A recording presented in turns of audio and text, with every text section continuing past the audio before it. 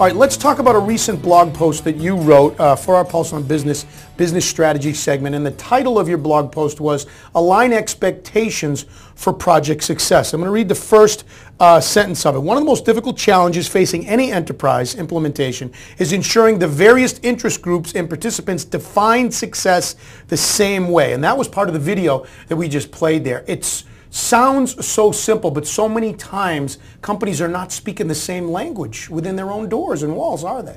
It's really true. And if we think about enterprise projects of any type, there are always multiple stakeholders. You've got technology, so you have IT folks, you have external vendors, you have different departments inside the organization.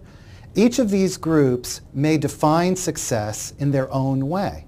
Right. And their objectives may be different. So the question then becomes, how do you bring these people together and make sure that the various goals and outcomes and everything that people are hoping for somehow is the same and can be accomplished by the project that's under question? Well, you've got to have a starting point. Why are we doing this? Right.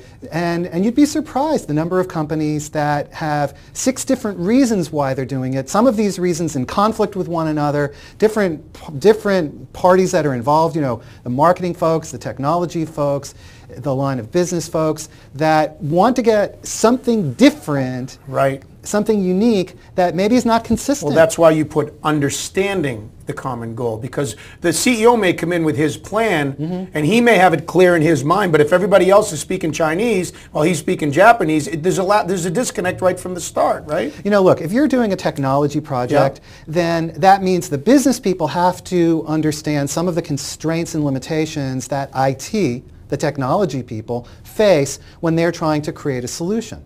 Likewise, the IT folks, in order to be successful, need to be able to bridge the gap and understand, well, what is the business actually trying to achieve?